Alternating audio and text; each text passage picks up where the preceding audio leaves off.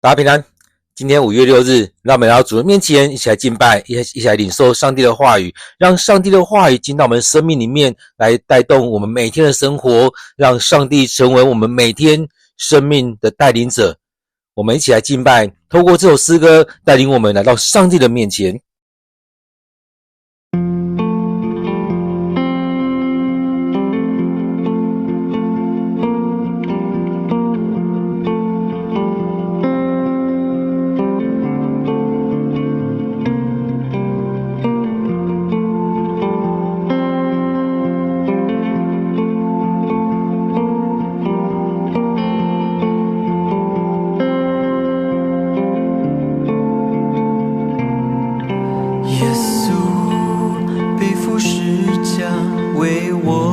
担当过犯，毫无保留为我舍命在十架上，你受鞭伤，我得医治，你受刑罚，我得自由释放。十字架，十字架，耶稣以爱覆盖我，十字架，十字架，你宝血为我留下。十字架，十字架，我的救赎的记号。十字架，十字架，是我永远的荣耀。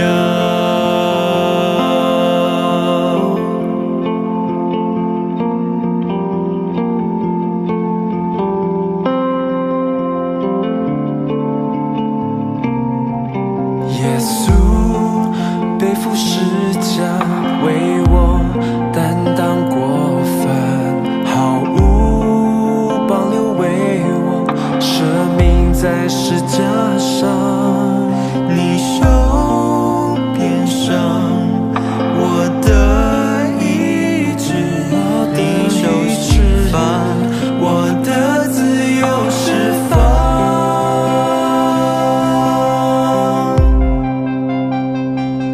十字架，十字架，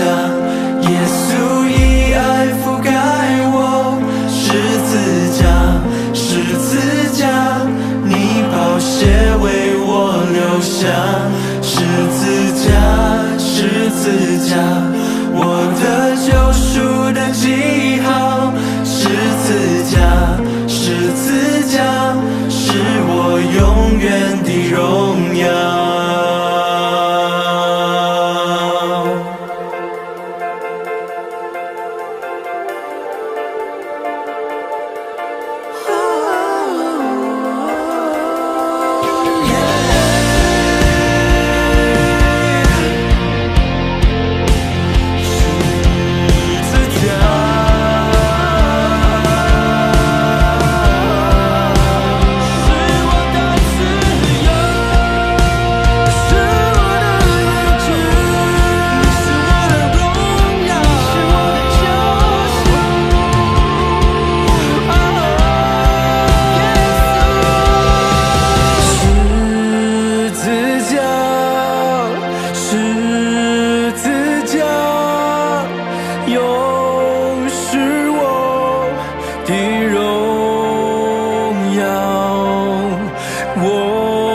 重罪都洗清洁，唯靠耶稣宝血。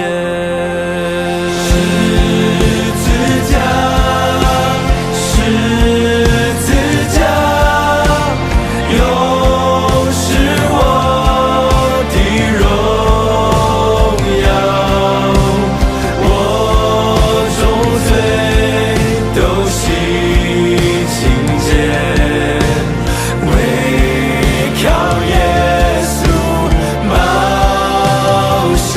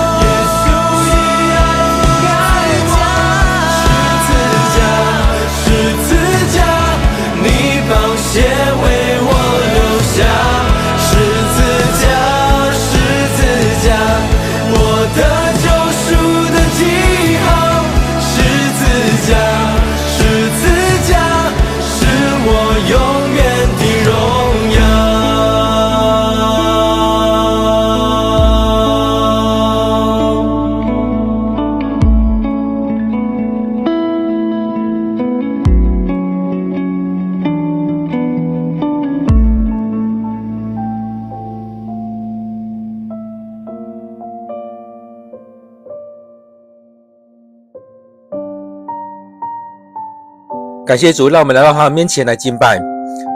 今天我们要读的经文在列王纪上第13章第25节到第34节。列王纪上第13章第25节到第34节。有人从那里经过，看见尸体倒在路上，狮子站在旁边，就到伯特利去，把所看见的事传出去。老先知听到了，就说：那是不听从上主命令的神的人，正像上主说过的，上主叫狮子撕裂他，咬死他。于是他对儿子们说：为我预备驴。他们照做了。他骑上驴出门去，看见那神的人的尸体倒在路上，驴和狮子正站在尸体旁边。狮子没有啃食尸体，也没有撕裂驴。于是老先知把尸体搬上驴背，带回伯特利，为他哀哭，也把他葬了。老先知把尸体葬在自己家族的坟墓里。他和他的儿子们都对着尸体哀哭说：我的弟兄啊，我的弟兄。埋葬以后，老先知对儿子们说：我死后把我葬在这坟墓里，把我的遗体放在神的人旁边。他奉上主命令攻击伯特利祭坛和攻击所有在撒玛利亚城镇那些神殿的话一定会实现。这事以后，以色列的耶罗波安王仍然不离弃邪恶的道路，继续从一般的家族中选立祭司，要他们在他所建的祭坛侍奉。他随便封立任何愿意做祭司的人做祭司。他所犯的这罪使他的王朝没落，以致完全灭亡。我们今天所读的经文在列王纪上第13章第25节到第34节。让我们用一些时间来读今天的经文，来默想今天的经文，让上帝的话对我们说话。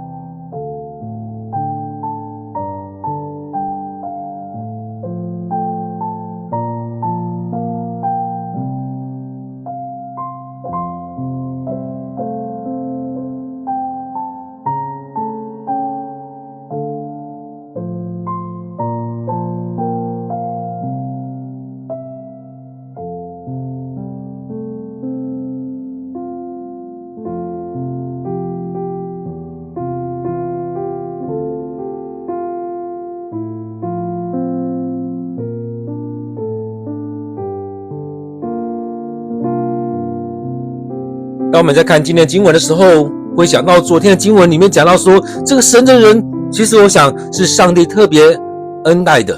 拣选他，让他在当中参与这样服事，去宣告这许多的事情。然而我们也看到他在最后因为一些状况，他被引诱，被诱惑走了，他没有办法好好的去那边完成他的使命，所以上帝也透过那个诱惑他的那个老先知说，你没有完成我的使命，所以在当中也要让他的生命面对到那个惩罚，最后他也被那狮子咬死了。所以在当中，当我们看到这些事情的时候，也让我们去看到我们有没有在当中去抓住我们的使命，去完成我们的使命，在当中去完成我们该完成的，或者是在这路途当中，我们可能已经接近要完成，但是却在那当中却失败了。在第25节这边讲到说，有人从那里经过，看见尸体倒在路上。在当中，也就是其实常提到这些，有些是一些见证人，他们看到这样的景象，而看到的时候，也常常会去跟别人讲说他们所看到的。弟兄姐妹，在我们生命当中，你是不是会把你所看到的一些事情来讲出去？而在你在讲的时候，是不是有你自己的一些诠释？你可能会有一些设想，你可能会有一些解释的方式。而在这当中，你有没有办法好好的把一些事情来陈述出来？所以这边讲到说，有人从那边经过，看见尸体倒在路上。谁的尸体？那个神的人的尸体。而狮子站在旁边，他们就到伯特利去，把所看到的事情传出去。这是一个很特别的景象，因为狮子只把那个人咬死，但他没有把那个人吃掉。所以当他们看到这样景象的时候，就去讲，把这事情去回报，让人家知道有发生这样的事情了。所以当中看到说，这边讲到说，看见尸体倒在路上，狮子站在旁边。因此在这里面，他们把这个事情来分享出去。其实我们有时候也需要把一些事情分享出去，而且是要照所看见的就事实来讲，而不是添油加醋。很多时候我们会添加了许多东西，甚至我们会有自己很多的诠释，而我们看到很多人的那种诠释都是错误的。所以在这许多的错误的诠释当中，也在当中我们就是在这样传播过程里面，也常常发生过，从事实当中传了1-2个人之后，完全不是事实的事情发生，而在当中真正的东西，真正的素材可能占不到1%。所以这边讲到说，就把事情来传出去。也因为他们这样去传，他们把这些话带回去伯特利，这老先知听到了，所以因为有人讲，所以就有人听到。而这样讲跟听到过程当中，其实那老先知也要去了解一下是不是如此。但是在当中他们也知道，当上帝透过老先知对这神的人讲的话，在那一次吃饭当中，其实他也知道上帝的心意是什么。而在当中这事情发生了，你就可以验证那确实是上帝在做的，确实是从上帝而来的话语。而在这里面，我们常常不喜欢这种负面的东西在出现，然而我们也看到这样负面的事情出现，上帝亲自惩罚那个神的人。所以在当中我们看到这老先知听到了，就说那是不听从上主命令的神的人。虽然他们没有说那个人是谁，或许他们也不知道那个人是谁，但是在当中，当这个老先知听到的时候，就知道那个人是谁，因为验证了在餐桌上那时候所说的话。所以他说，那是不听从上主命令的神的人，正像上主说过了，上主要叫狮子撕裂他，咬死他。所以这就是上帝惩罚的引导。当我们所领受的跟我们所做的不一样，我们所面对的可能就是这样子。而你的使命是什么？昨天在讲道当中也分享到，我们有没有抓住我们的使命，我们有没有持守这样的使命，认真的去完成这一些。所以他这边说就是这样子，他很清楚知道那个就是神的人，他就是那个不顺从上帝，上帝也说过要咬死他。所以从这当中两件事情去结合在一起，确实验证了是同一件事情。于是他对儿子们说，为我预备驴，他们照做了。所以在当中他知道这样的事情发生，他也想要去那边去了解看清楚，而且要把他带回来。其实这当中也可以看到这个老先知他也是有责任，因着他的私心，或许他听到了有一个神的人来了，他很开心。就像有时候我们看到有牧师来了，有谁来了，很棒，我们想要跟他认识，所以邀请他。也有可能因着他的嫉妒，所以把他邀请过来。但是不管是在哪一个心态当中，他都会觉得是有责任的。因此这老先知他说，骑上驴出门了，他去到那边，看见神的人的尸体倒在路上，驴和狮子正站在尸体旁边。所以这样景象很特别，就像我们最近在看一些影片一样，人可以跟狮子玩在一起，甚至有狗可以跟狮子玩在一起。我们所知道的是狮子是很恐怖的，它会去猎杀很多的动物。所以在当中对比的时候会发现，人在那边，驴子在旁边，狮子也坐在那边或站在那里。所以在当中我们看到这样的景象的时候会发现，哇，很特别的一个景象。狮子只杀死那个人，但没有把那人吃掉。驴子在他们旁边，他却没有攻击那个驴子。这是一个很特殊的景象。所以他这边也讲到说，狮子没有啃食尸体，也没有撕裂驴子。所以在当中，也就是去看到这特殊的景象的时候，也回想到前面上帝透过这老先知对那个神的人所讲的话。所以要撕裂他，要杀死他而已，要惩罚他，因为他没有持守，没有忠心于他该做的。所以也就是如此，他面对到这样很严厉的一个对待。各位弟兄姐妹，当我们面对这些的时候，有没有回来看你的使命是什么？你的使命是什么？你是要在这当中好好去传扬上帝的话，去带领人来到上帝面前，还是你的使命是哪一些？我们要去清楚明白我们的使命，你才有办法好好的来回应上帝的呼召。因此当老先知看到这样景象之后，老先知就把尸体搬上驴背带回伯特利。其实这样情况当中，很多人都很害怕，我过去之后狮子会不会对我怎么样？但是他也很清楚知道，这样景象当中是上帝的手在当中，所以他过去把这个尸体带回去了，带回伯特利为他哀哭，也把他葬了。所以在当中我们感觉读过去都很简单，但是在这里面是很沉重的。在当中有很多的东西在这里面，我们有没有办法好好的去面对每一块东西？而在当中有没有办法好好的去处理完这件事情？所以在当中我会觉得老先知他觉得他自己有责任，所以他需要把这些事情完成，把这个神的人带回去埋葬了。所以在当中我们看到这老先知把尸体葬在自己的家族的坟墓里面，这是一个很特别的情况，竟然把外人葬在自己的家族的坟墓里面。通常不会做这样的事情，但是在当中他开放了自己的家，或许他觉得有责任，也或许也觉得这个是上帝所拣选的人。而在当中他要怎么样去处理他？要再另外开找一个吗？其实这也很困难，因为不是一天两天马上可以处理出来的。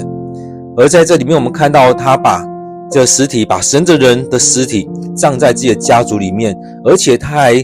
在当中为他哀哭，后续也讲到说未来他死去的时候也要跟他葬在一起。所以在这当中我们看，或许也能够另外一种理解方式，也就是接纳了这个人，虽然他是上帝所惩罚的，但是他也希望能够好好的处理完这件事。其实很多时候我们也会这样很懊悔的做完一些事情的时候，想要用另外一种方式来弥补，但是有没有发现其实很多东西都无法弥补了。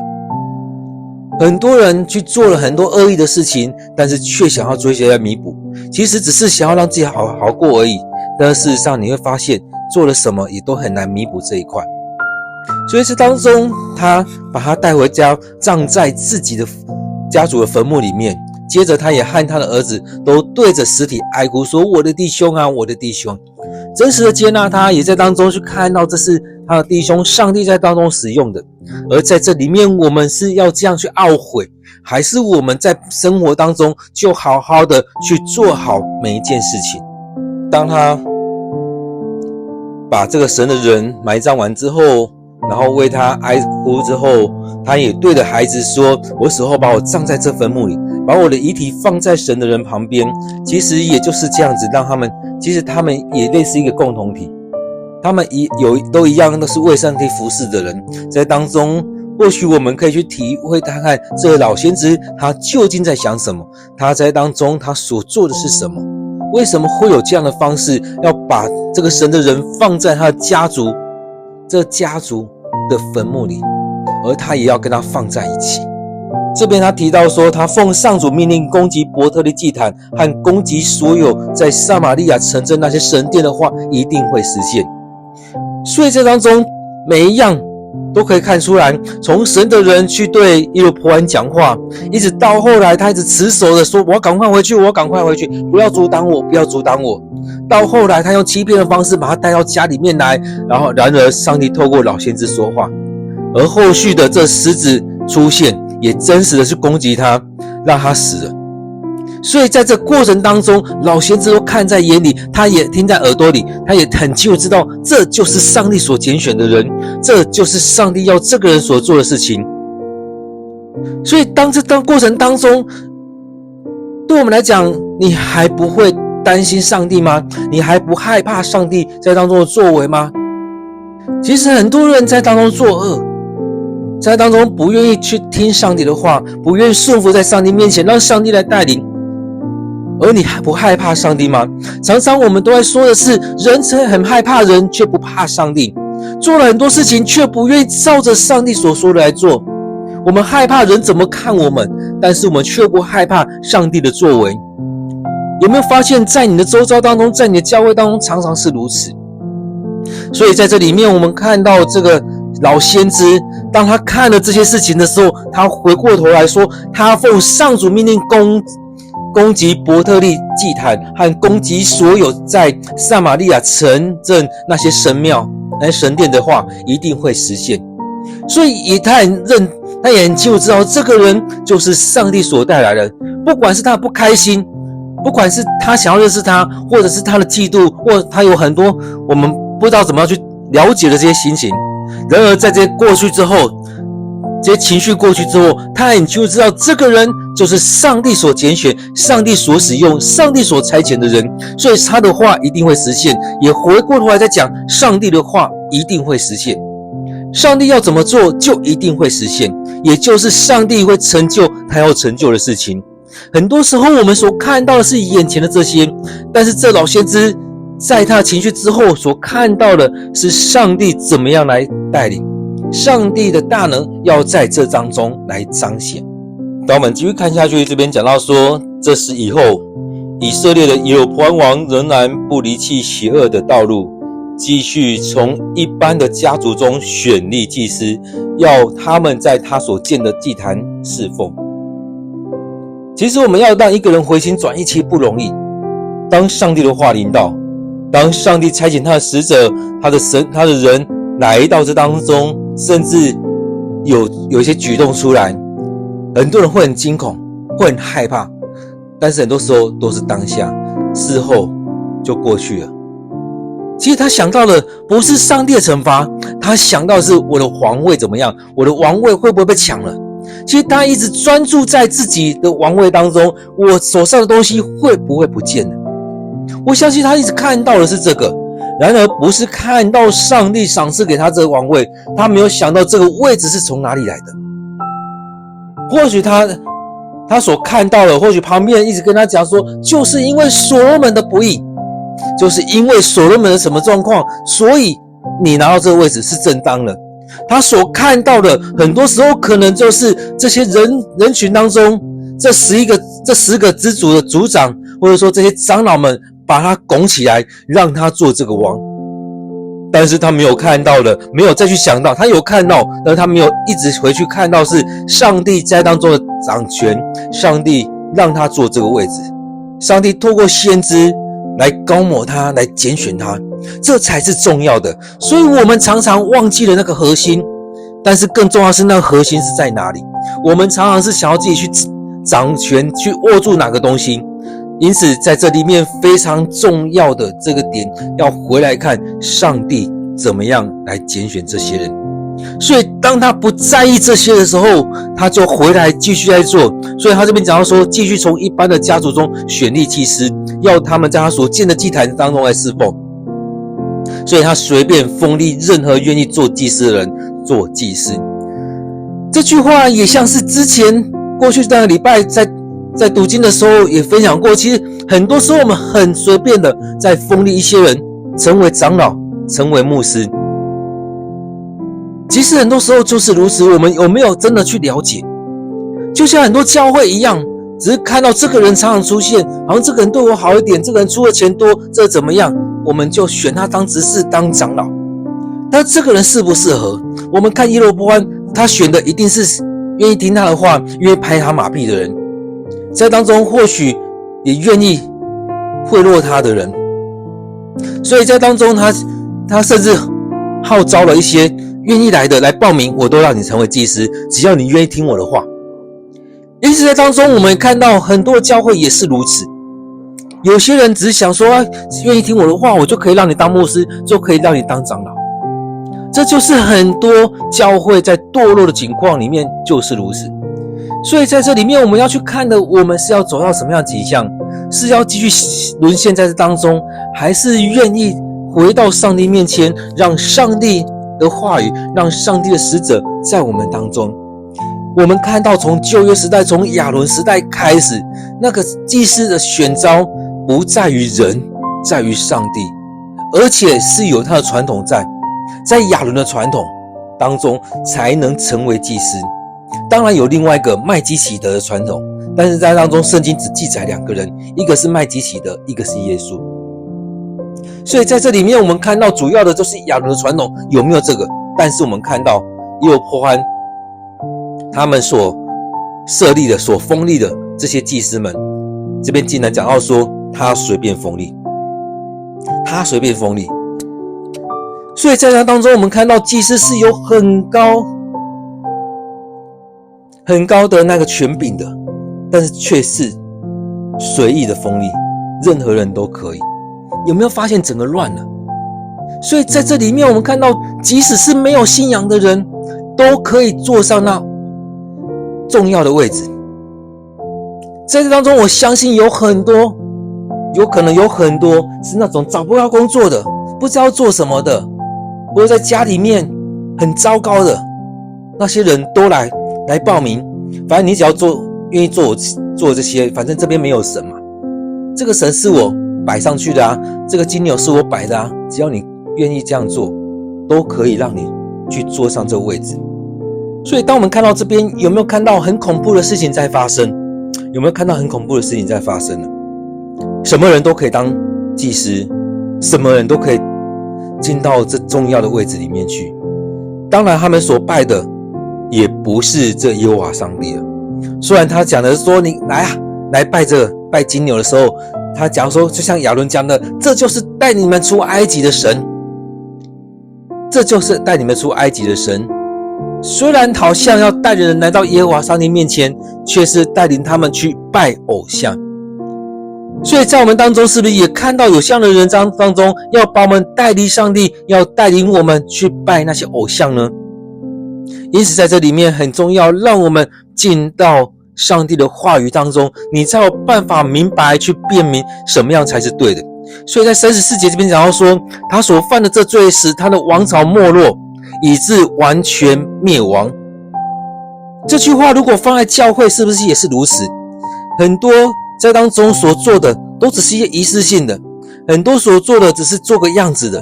很多选召起来的没有真正上帝的恩典，上帝的拣选在当中，成为那个牧师，成为那个长老，成为那个执事。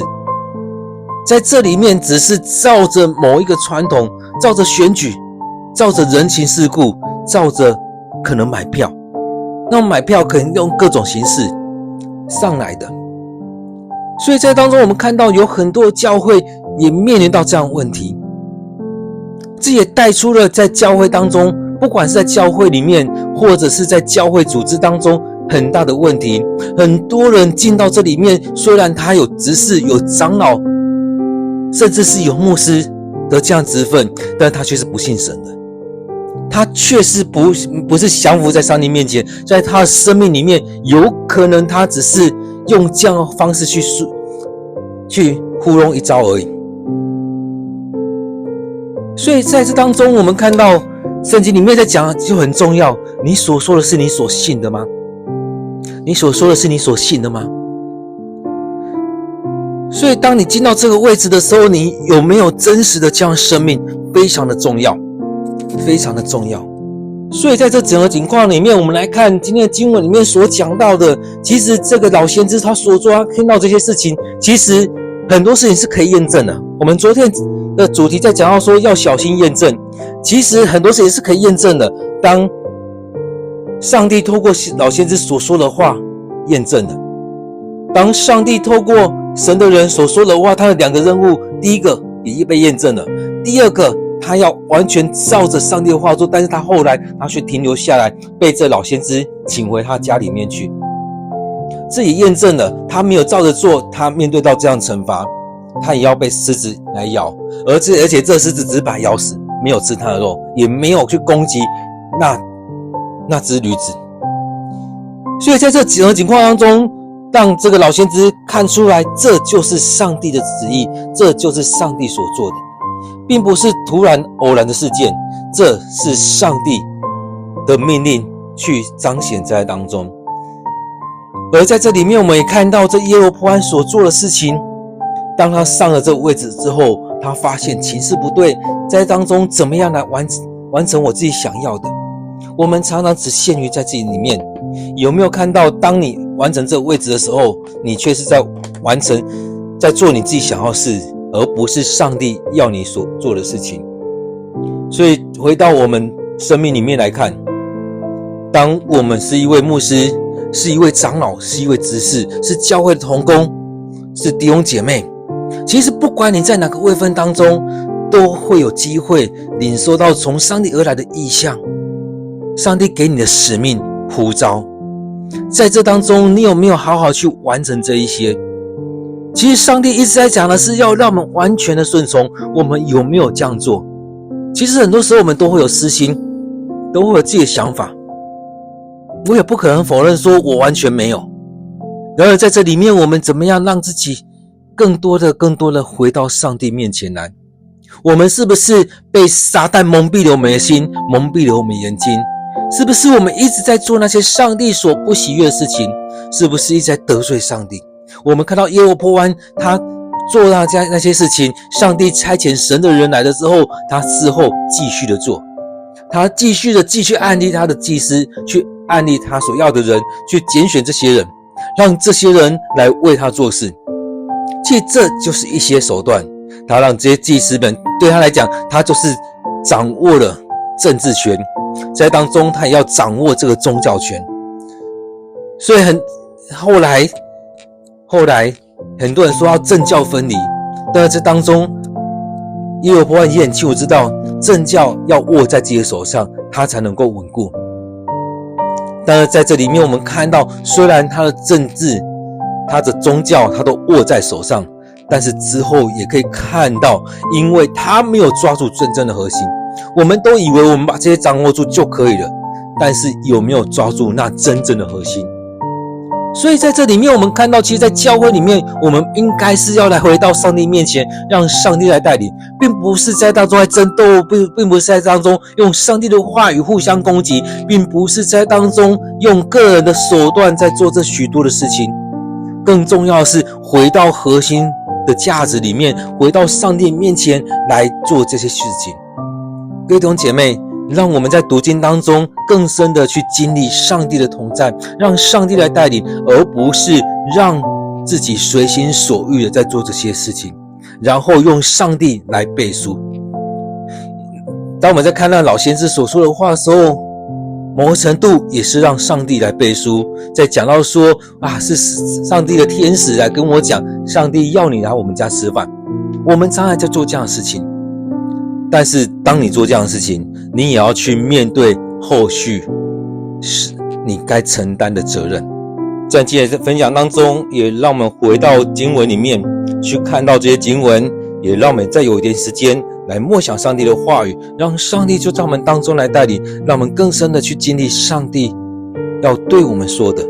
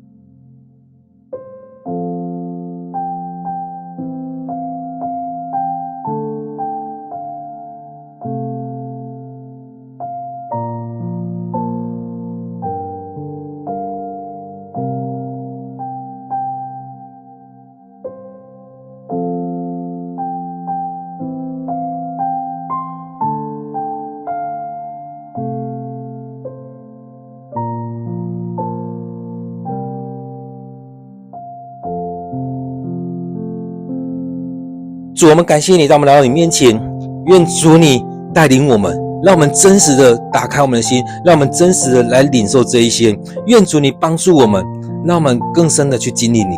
让我们知道你要对我们说的，让我们知道你要我们做的，让我们明白你的心意，不再是靠着我们自己的想法，不再是用我们的想法来做这些事情，而是单单的仰望你。主啊，或许我们过去做错了一些事情，但求主你饶恕我们，让我们生命被你调整回来，让我们愿意降服在主你面前，让我们愿意回到你面前，照着你要我们做的去实行，让我们不陷入在一落破案的境况当中，一错再错，而失去我们本该有的那一些恩典。求主你带领，主，我们要将今天的聚会恭敬的仰望在主你手中，愿主你恩待我们。感谢赞美你，我们将祷告祈求的奉靠主耶稣的名，阿们。让我们在每一天都来到主的面前，来领受上帝的心意，让上帝的话语真实进到我们生命当中，成为我们生命的帮助。让我们将我们每天都有一段时间分别为圣，让上帝就在我们当中来带领我们。愿上帝祝福你。